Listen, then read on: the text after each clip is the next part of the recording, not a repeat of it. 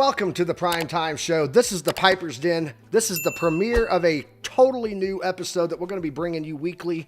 And without further ado, let me go ahead and bring on the co-host of this show, Crypto Archie. How are you doing, brother? Hey man, I'm doing great. I've been very busy the last few days, been traveling. I've just got back to my setup, so I'm glad to get back to work. And what better way to do this than joining yourself on your amazing show? Well, I'm glad to have you here, man. So, first off, tell everybody out there that's viewing, because we got some people that may not have ever seen you before. Like, who are you? What do you do? What is your specialty in this field of crypto? And why are you such a big deal?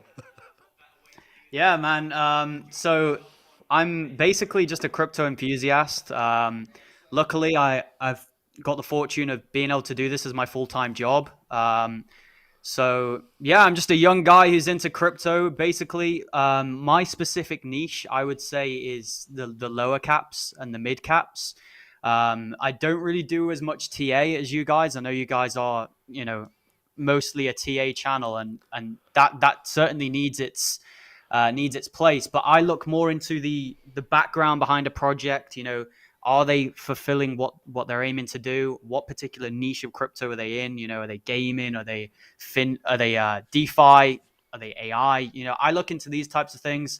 I basically review low caps and search for the best low cap gems. And then if I think one makes or meets my standards, I will then go and buy this. And a lot of other people believe in these calls because they've done exceptionally well, essentially.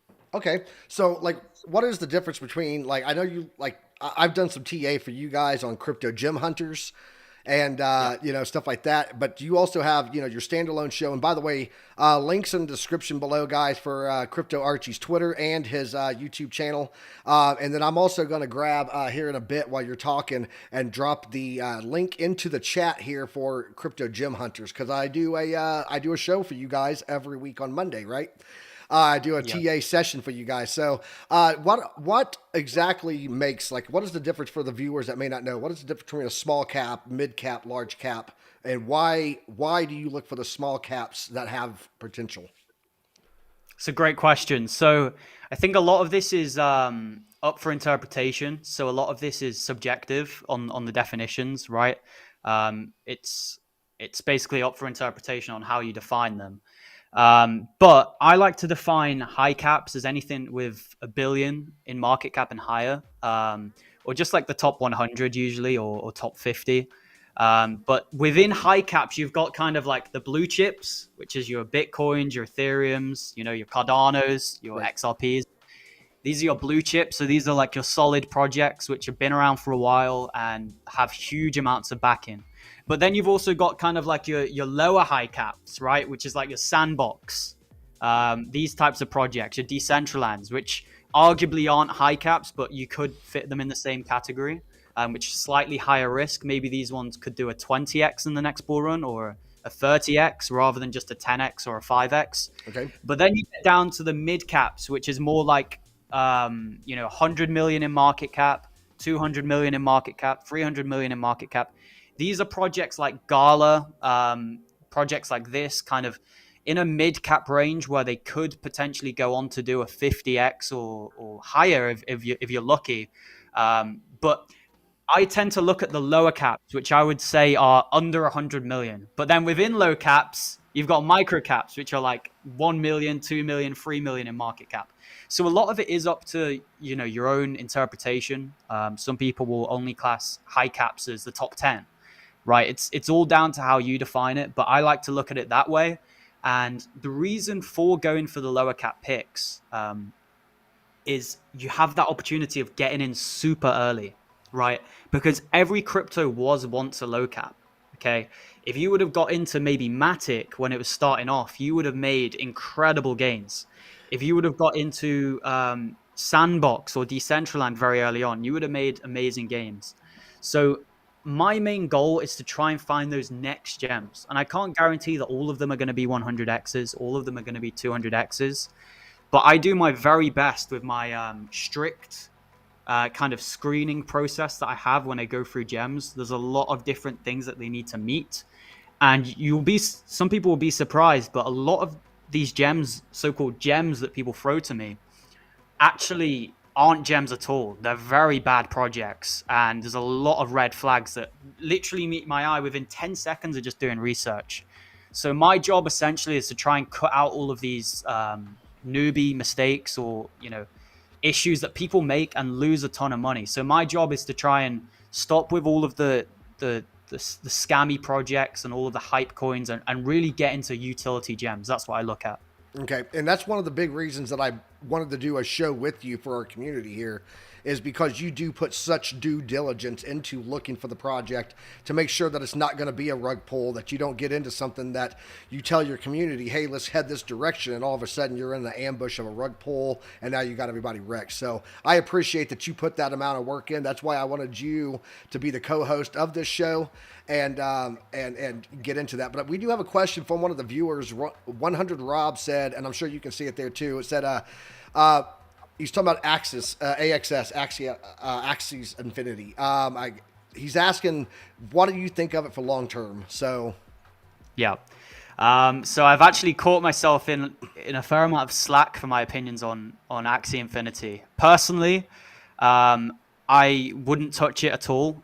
This is just my personal opinion. I don't think it's the best gaming project out there. I think the fact that it was the first one is most of the reason why it's so big. It doesn't resonate with me personally. There's other gaming projects such as Gala that resonate with me a lot more. Gala are developing mobile games as well. Yeah, I added a lot of mana recently to my portfolio. So yeah, even Decentraland I would say is a better option, a better alternative to Axie Infinity. But one thing I would say to that comment is, so Axie Infinity for me is, it's not going to die out, but I just don't think it's going to do anything like a 30x or a 50x again. Okay. But what I would say to that comment is, have a little look lower down, because you will find a lot of gaming projects which arguably look better than Axie Infinity that are 5 million in market cap, 10 million in market cap, 20 million. And I'll give you an example, and this is a much more generalized gaming project called Nakamoto Games. Axie Infinity is just one game. Who knows if in 5 years' time people stop playing that game? Right. Whereas Gala can adapt with the times. If there's a new style of games, like Fortnite, for example, this one came out all of a sudden, right? And everyone was playing battle royale games. If a new type of game comes out, Gala can jump right on that trend. Can Axie Infinity do that? Or because I would actually say Axie Infinity is somewhat high risk because it's just one single game. And it can't really adapt with the times. So, yeah, I would avoid it. I don't think it's that playable. I don't think everyone would play it. I think it's more catered towards younger people.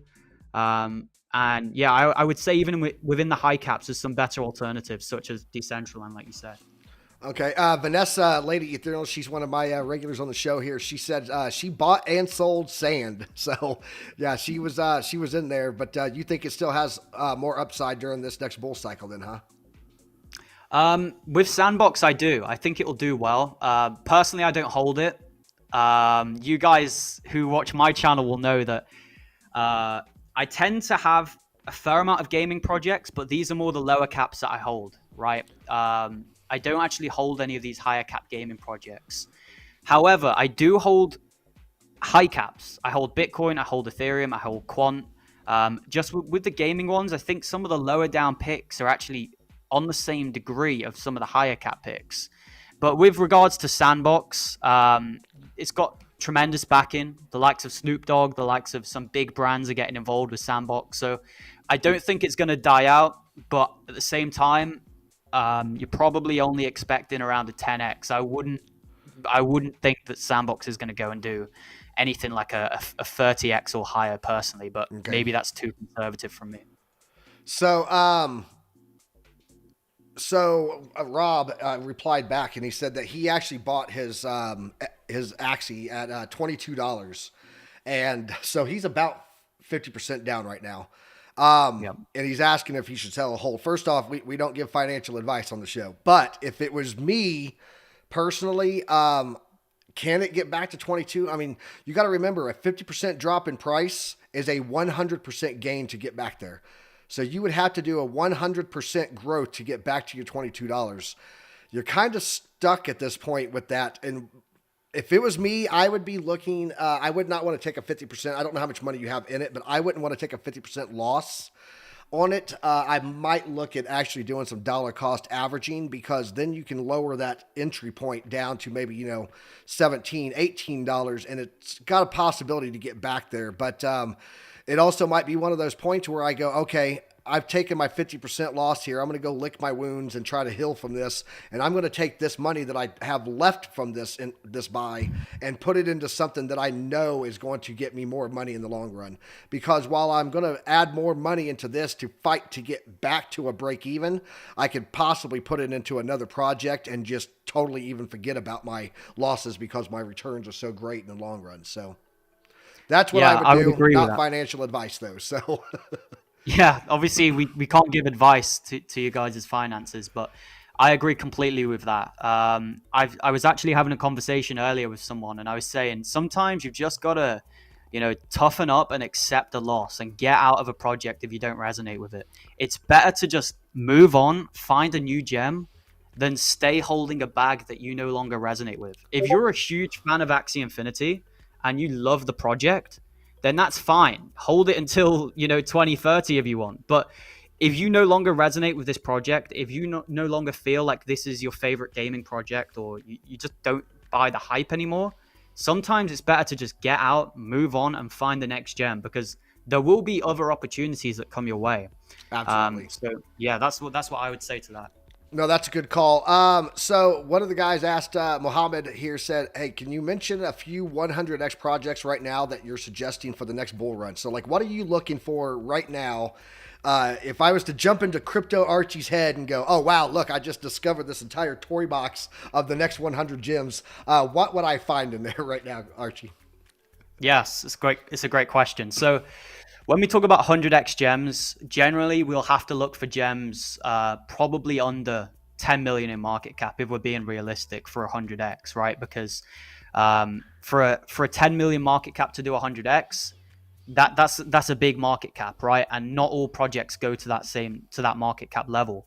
So we'd be looking for projects under 10 million. So one that's on my radar right now is Morpheus Labs MTX, and I've spoke to you about it before. Yep, I did And TA, and it's actually on your Crypto Gem yeah, Hunters channel. So when you talk about this, I'm going to go ahead and drop that link in there so that people can get to that channel.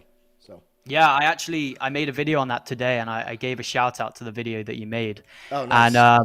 yeah, so I think I think this project is going to do well. I think that we need a place where Web3 can be built on, and this is the place providing the infrastructure for developers to build on Web3. And what actually stuns me is the fact that this project has Hello, around 8 everyone, million and in welcome market cap. back to the.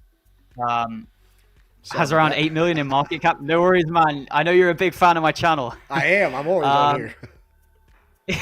yeah. So yeah. So basically, one of the things that stunned me was Morpheus Labs actually has partnerships with Huawei.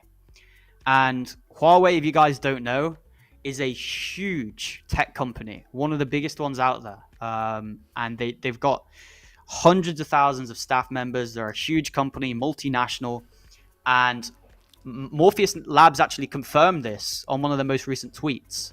So they confirmed and they put screenshots of a conference with Huawei where Morpheus Labs are actually one of the guest speakers. So this is incredible. The fact that a project so small has such a big partnership to me is incredible. And talking about partnerships, there's another project with an incredible partnership, and that is Viot. Slightly higher in market cap. It's 30 million in market cap. This is an AI one. So you guys who are looking to catch on to the trend of AI, this could be one for you. And this has a You got? partnership Are with you looking at your IBM. screen right now? Do you want me to pull that up so people can see maybe what you're looking at? I can pull it up now. Yeah, I'll get it up on my screen. 1 second. Okay. Yeah, so Viot is around a 30 million market cap, so quite respectable. And I think it's going to go to around 1 billion in the next bull run. Obviously, it's speculative. We don't know. We can't give a definite answer. I'm going to pull it up right now on my screen. Yep. We can't give a definite answer as to how big it's going to go, right? Because people will say to me, where do you see this going in 2 years? And it's a hard question. 2 years time is a long way away, and a lot can happen in 2 years. Absolutely. Um, but I've got to give an opinion that I would, if I had to put money on it, this is where I'd say around $1 billion in market cap, right? And this has a partnership with IBM. I think my screen should be sharing now. I think. Yep, it is. But Um, you got it on that. You got to get it on the other one. There you go. okay, here we go. Um, okay. There we They have go. a partnership with IBM, so another huge tech company in partnership with this AI project. And what I essentially see this one doing is offering a whole host of services through AI. So a lot of you guys will know or would have potentially worked in a sales position yourself, and you will know that a lot of the things is just repetitive. A lot of the questions are, can we buy this? Here's our location. How much is it going to be? Send it to this location. How many days is it going to be? It's going to be 3 to 5 days, whatever. How many, business days until the transaction will be done? All of this jargon, right? And a lot of this can be automated. And I think we are going to be in a position in 10 to 20 years' time where a lot of our ordinary jobs, whether it's sales assistants, whether it's, on basically anything, in 10 to 20 years, I think a lot of these jobs are going to be going automated. And I wouldn't be surprised if this could potentially be one of the players. Now, of course, it's speculative, it's crypto, we don't know. But if there's any better place to have artificial intelligence, I believe it's on the blockchain, because artificial intelligence is something that can track so much of our information, so much of our private data. And I think the best place to have that is on a On a blockchain where it's blockchain, encrypted. absolutely. Yeah, Yep. 100%. We don't want big tech holding all our data. No, And no. that's where it's going to go. I had all of my data stolen from a breach with the JPass system, and I don't know if anyone knows what that is, but it's literally the system that the Army, well, the entire federal government in the U.S. uses for security clearances. And we had a breach of our data on the security clearance website that all Wow. of our data is held on for, like, anyone with a secret or top secret security clearance. So yeah, something as simple as the blockchain could have saved all of that. So Yeah, it's certainly, I talk sometimes about like ethical investing. We want to actually improve the world with crypto. We don't just want crypto to merely be a way of making money. And I think a lot of these things, like moving AI into decentralized systems, moving our storage into decentralized systems, this is going to be good for the world. I think in 20 years' time, people will look back and think this was one of the biggest things that saved us from complete centralization of the world. Because think about it, data is literally the new gold. I would even say it's way more precious than gold. You can tell. I was saying this as well, that um, you know these these big tech companies probably know more about us than our spouses who we've been with for 30 years. yep. you know I they're was tracking every. explaining I was explaining to someone who did not understand blockchain at all, and I said it's basically it's data. It's blocks of data and personal information, right? So the big thing that I wanted to point out to them was that they were like, well, how is that valuated? Like, why is there a smart contract value there? And I said, well, it's real simple, man. If you don't think that your information has value, then go ask why somebody paid $50,000 to get a data drop of all of the privacy information that someone had on a website. There's value in it. If someone's paying for it, there's value in protecting it. That's blockchain. That token that is running that blockchain is the value of that data. So there you go. Absolutely. Yeah. So someone asked here, Studfly asked what exchange it's on. So I know a lot of these are in like things like Uniswap, Pancake Swap, stuff like that. Have you done any videos over there in your group over on your channel that shows like how to set up a MetaMask or how to set up get Uniswap, Pancake Swap, stuff like that? Because I know that's where a lot of this stuff is at. It's not on centralized exchanges yet. And the reason that you guys are looking at the ones that aren't on centralized exchanges, because it's usually that announcement that it's going on to that centralized exchange that really boosts the price. So you want to get it before that point. So have you done stuff like that over there? Yeah, so that's a great point that you made about getting in early. Absolutely resonate with that completely. But with regards to how do you buy, I haven't made a tutorial video on how to do this stuff. But if you go on YouTube and just search Pancake Swap tutorial, Trust Wallet tutorial, it should be easy, guys. I've been using these things for years now. So I know a lot of people who are new to the crypto space are just used to using Coinbase, right? But I would this is the biggest piece of advice that I could give someone, not financial advice, obviously, is look further than just Coinbase, right? Because Coinbase only offers maybe your top cryptos out there, and also not your keys, not your crypto. The second that you do something that they don't like, or Coinbase goes under, they lose their money. That's it. Exactly. Get a ledger, guys. I've got one myself. No one will ever find it, or the keys for it. But yeah, it's I lost it's all my super keys on a important. boating accident. I um, memorized mine and burnt the thing. It's all in my nice. head. The whole There you go. Yeah, don't be that guy that has $6 million on a drive that he can't get into. So yeah. BitDP, I think he's from your community. Actually, he said, "What is important in gaming crypto? Is it the development or is it the developer experience? Is it the team? Me personally, I think it's all of the above. But what is your take on it? Yeah, on a gaming crypto, a lot of different components go into whether it's a worthy investment choice. The final product has to be good. It doesn't matter if a team's great and they give loads of promises. If the actual game isn't playable or fun to play, then it will never succeed. And I think simplicity is key. If you look at a lot of games that take in high numbers of players, right, high active users, some of them are the most simple games in the world. 8 ball pool, Candy Crush, games like this, browser games, things like this. These are the ones that take in a huge amount of players. And really, all crypto needs to do is just make easy, fun, play to earn games. And that's why Nakamoto for me is a great one, because um, they make your likes of 8 ball pool, your likes of Candy Crush, where you can actually earn some money off playing them. And with 8 ball pool, you can play against someone else, both put in maybe 100 Naka tokens, and the winner gets the lot. So it's kind of like gambling in a It's way, like going but to the I pool think hall on a Friday night, but sitting at home with your wife. yeah, exactly, right. And your wife's telling you why you're spending all our money on this Are game. you watching? Are you watching this movie? Yep, watching it right now. You Yeah, know. exactly. Exactly, and the money's just coming out of the bank constantly because you're not a very good player.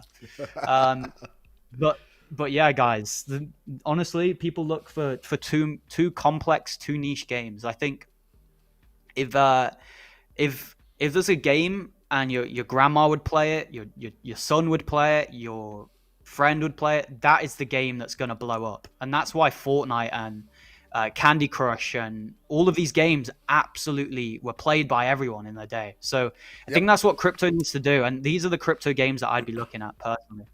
absolutely. So, Kevin Kadali, he asked 3 questions. I'm going to try to summarize it all up in one. Yep, gotcha. So he said, any smart contract coins In terms of smart contracts, so like layer but ones? I layer assume he's ones, talking about. right? Yep. So there's a lot of different layer ones out there. Personally, I think with regards to competitors to Ethereum, I don't think that it's basically too diluted. There's just way too many Ethereum competitors. I think there's too many projects that are trying to challenge Ethereum, and ultimately, a lot of them are going to die at some point. So Yep. I tend I not to agree. look for Ethereum challenges or Ethereum killers, because I think Ethereum's just going to be here for a while. I don't think it's going to die. And if there is a challenger, it's already out there, like Polkadot or any of these ones that already exist. So in terms of smart contracts, I do like or layer one type projects. One that I've looked at recently is Deso, decentralized social. That's a layer one, which is in the social media side of things. So it basically allows web-free social media platforms to be built on. So your Okay. next Patreon, your next Twitter, your next YouTube could all be built on that blockchain because of the high. Um, it's basically catered to allow high amounts of file storage, basically. Nice. And then I'll wrap these questions up because I know you got a battery issue going on there, and we gotta get to the end of this. So, Fetch AGIX short response. What do you think of those? Yeah, so I like both of them. Fetch is, in my opinion, a great project, but I would say that AGIX is the king of AI in Okay, terms of crypto.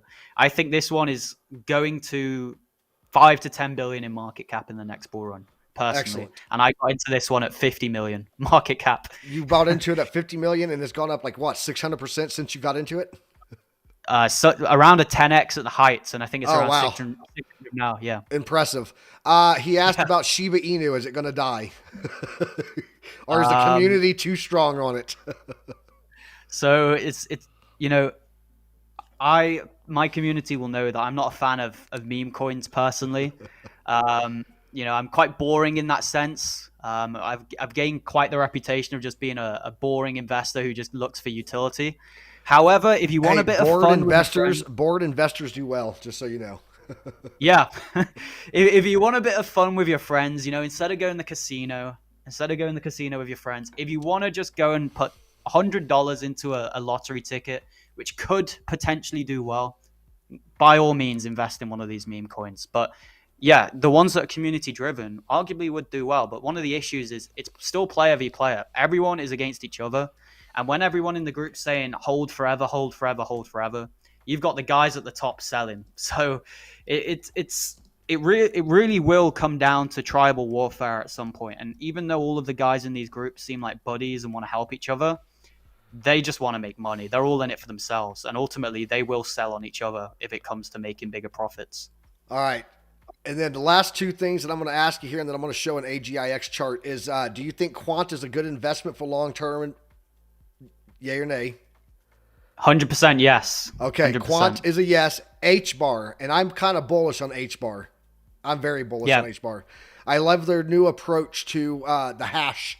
It's fantastic. I think it's revolutionary. It's innovative, and I think it's going to be a new thing. So definitely bullish on H bar. But I don't consider H bar an Ethereum competitor. It's a new, innovative way to do smart contracts, in my opinion. So absolutely. um, all right. So yeah, guys, I'm going to show you guys an AGIX chart real fast that I've been watching here, and I actually started breaking this out for Archie at one point. This is a 4-hour chart on AGIX, and you can see that using the chart prime indicators here, we were in this wedge here coming off of auto trend lines that auto printed from our market oracle here, and we got a little breakout here, but we got awesome support on our dynamic reactor on the 4-hour chart here. And we did get a bullish divergence that printed on the 4-hour here at the touch on this dynamic reactor. But one of the things that I do for my TA when I'm talking about this with them is I do these extended fib, trend-based fib extensions. And this is coming off of here to this top point to this bottom point. So it literally projected all of this, which is phenomenal. And we are right now, we just recently in the past day, 24 hours, got our rejection right here on the phase 4 fib pocket. So we are sitting right now on a predictive range, the bottom gold pocket. Let me pull that up there. Yes, right there. We are getting that support down here on that. So if I pull this over and show you, this green line right here is a support line from the predictive ranges here. We call it the lower support band. And what we've got there right now is that we're getting our support off of that. So this is very possible to come back up, but we're going to have to remember we got to break back into this trend line here to get that support. And also get back into our trade band, which is going to be this gold band here. But what I'm watching for is when I use these fib extensions, is these give you, like when I get this bounce down here on the dynamic reactor, and we start to move back up into this range here, this is a good point to get back into another entry if you had sold off up here and now you're looking for, okay, where do I get back in? Well, there's awesome support. And then you can use these fib extensions as take profits. I mean, if you look at this, it literally wicked into the phase 5 right there to the dollar for its rejection point. So some great TA, and I'm going to be dropping this TA over on Crypto Gem Hunters every single Monday. it's going to be over there, something new every week. And then I'm going to have Archie on here every Thursday, bringing you all this stuff. Today was more to get you guys an idea of what this show is going to consist of. We're going to be doing more TA on these projects. He's going to be looking at new projects, and we'll be talking about them. I'm going to go ahead and leave this with one last question for you. Do you see Hong Kong Asia regulation positively impacting crypto, with China's putting the test bed for crypto at the Hong Kong port? What do you think of that? Is that going to help out a lot of these cryptos? Because me personally, I think it is. Here's why I say that. Asia is huge on gaming tokens. If you go into Asia and you go to any of the conferences over there, what everyone's talking about are gaming tokens. Way more than what we hear in stateside or even like in Europe or the UK. So I think personally, if they're unlocking that in Hong Kong as a test bed, I think that it's way more positive on gaming tokens than it is on the rest of the crypto world. But I think overall it's going to be bullish. Your thoughts on that as we wrap this out? Yeah, I would agree with that. I'd resonate as well with the gaming side of things. Asia as well, in terms of gambling, is one of the biggest centers of gambling. So a lot of these kind of play to earn / gambling cryptos, I think will do very well. And this is a narrative which I'm looking at myself as a potential narrative, because there's a lot of constraints on gambling in the world right now. And I think crypto could actually alleviate a lot of those issues. So I do think China and Asia accepting crypto is good for the world, because obviously more than like half of the world live in Asia, or around half. So it's a huge contingent of the world's population. And if more people get into crypto, that's obviously better. And I think it could actually improve a lot of economies in Asia as well. But what I would say is we've always got to be wary or cautious when it comes to governments and crypto, because we never know what intentions they actually have. The US government, for all we know, could have 50% of Bitcoin. We would never know what's going on behind closed doors. Absolutely. We want it to remain decentralized. That's what I would say. Perfect. Well, Archie, I know that you got a limited battery life there. Guys, this show is going to be on every Thursday. We're going to be doing a little bit longer shows. We just had some constraints today. But Archie, it was great having you on here. Guys, follow Crypto Archie, link in the down below. Also, I'm going to drop in the chat right now. This is going to be the link for the Crypto Gem Hunters. Follow that. Follow Archie on his Twitter. You guys are going to be seeing a lot more of him over here on the show. We're going to be getting into a lot more searching for these 100Xs, try to make everybody here some money so we can all get together, buy an island or something one day, right?